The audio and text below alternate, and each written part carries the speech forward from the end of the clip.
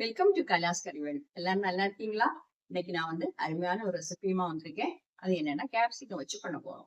Capsicum வந்து நான் 2-3 colour கிடைச்சது, அதனால அதை வச்சு பண்றேன். உங்களுக்கு ஒரு கலர் கேப்சிகம் ஒரு கிரீன் மட்டும் கிடைச்சதுன்னா அதை வச்சு தாராளமா பண்ணலாம்.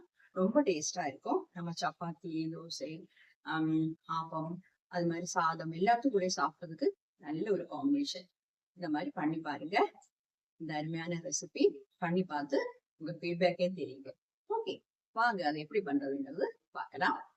பண்ணக்கூடிய ரெசிபிக்காக நான் வந்து கேப்சிகம் இந்த மாதிரி 3 கலர் கிடைச்சது எடுத்துருக்கிறேன். இந்த ஒரு கலர் மட்டும் கிடைச்சிருந்தா அது மட்டும் வச்சும் பண்ணலாம். எனக்கு கிடைச்சதுனால பண்றேன். ஓகே, பெரிய வெங்காயம் இந்த மாதிரி ஒரு பெரிய வெங்காயம், அதையும் ஸ்கொயர் பீசஸாக கட் பண்ணி வச்சிருக்கிறேன். கேப்சிகம் எல்லாமே பாதி பாதி தான் எடுத்திருக்கிறேன். ஓகே, இப்போ அதுக்காக ஒரு பெரிய வெங்காயத்தை பொடி பொடியாக கட் பண்ணி வச்சுருக்கிறேன். ஒரு தக்காளி இந்த மாதிரி கட் பண்ணி வச்சுருக்கிறேன். ஒரு பேன் சூடு பண்ண வைக்கலாம்.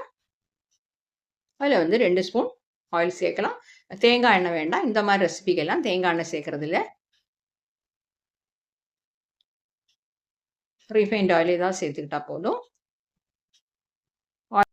ரீஃபைண்ட் ஆயிலே தான் சேர்த்துக்கிட்டா போதும். ஆயில் சூடாகட்டும்.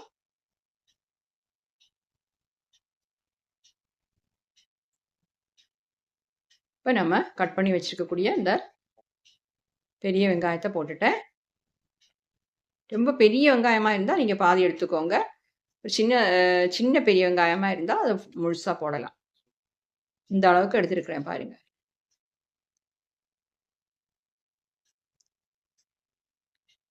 இப்போ இது வந்து ரொம்ப வதக்கணும்னு இல்லை, ஒரு பாதி அளவுக்கு வதங்கினா போதும். அது கூட வந்து நம்ம கட் பண்ணி வச்சுக்கூடிய கேப்சிகத்தை எல்லாமே சேர்த்துடலாம். எல்லாத்தையுமா வதட்டிடலாம். வதக்கிறது வந்து ரொம்ப வதக்க வேண்டாம்.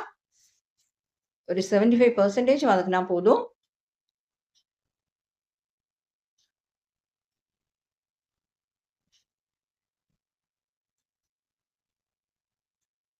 இந்த மாதிரி வதக்கிக்கோங்க. இதை வந்து நம்ம ஒரு பிளேட்டுக்கு மாற்றிடலாம். வந்து கொஞ்சம் கூட ஆயில் சேர்த்துக்கலாம். ஒரு டேபிள் ஸ்பூன் சேர்த்துக்கோங்க.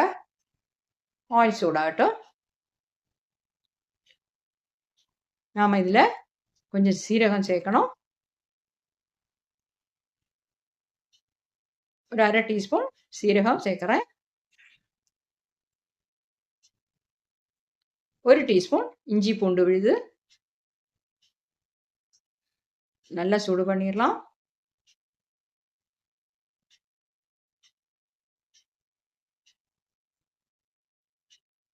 அது கூட நம்ம பொடி பொடியாக கட் பண்ணி வச்சுக்கக்கூடிய வெங்காயத்தையும் சேர்த்துடலாம். நல்லா வதக்கிக்கோங்க.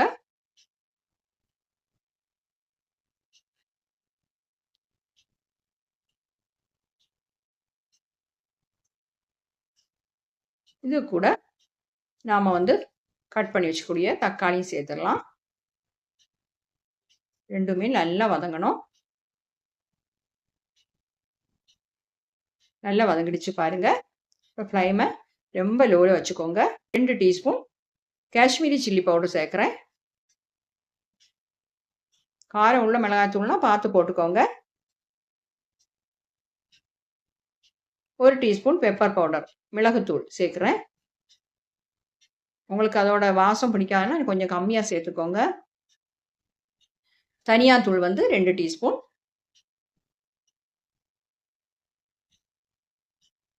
அப்புறம் ஒரு 1/4 டீஸ்பூன் மஞ்சள்தூள்.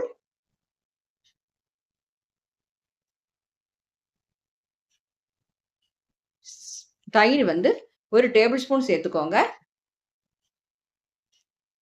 எல்லாத்தையுமா நல்லா கிளறிட்டு எல்லாத்தோட பச்சை வாசம் போகிற வரைக்கும் சூடு பண்ணணும். ஃப்ளைம் வந்து ரொம்ப கம்மி பண்ணி தான் வச்சுருக்கணும். பாருங்க, பச்சை வாசம் எல்லாம் போய் அதோட கலரெல்லாம் மாறிடுச்சு.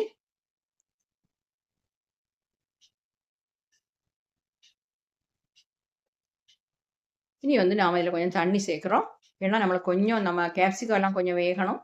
கொஞ்சம் ஒரு கிரேவியும் வேணும். அதுக்காக ஒரு 1/2 கப்பு தண்ணி சேர்த்துருக்கிறேன்.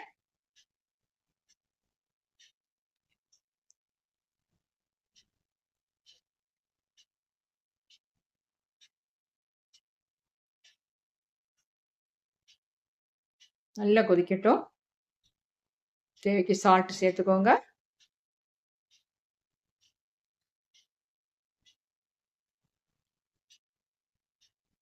சால்ட்டை போட்டுட்டு நல்லா கிளறிடலாம்.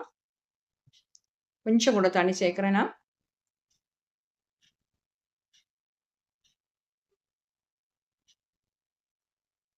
சால்ட் செக் பண்ணிட்டு தேவைப்பட்டா கொஞ்சம் சேர்த்துக்கலாம்.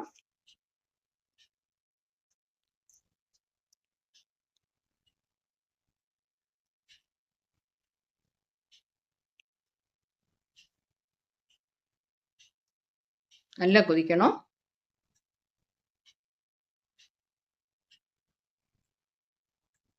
மீடியம் ஃப்ளேமில் வச்சுக்கோங்க. இப்போ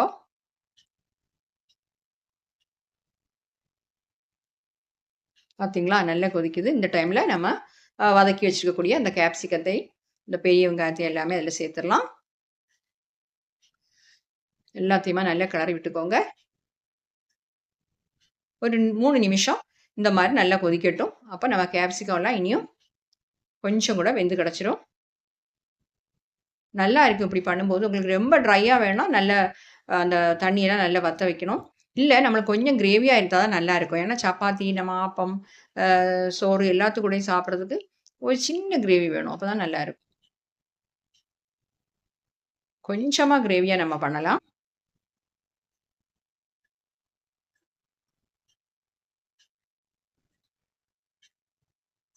பாருங்க ரெடி ஆயிடுச்சு. இப்படி இருக்கட்டும். இதுதான் நல்லது.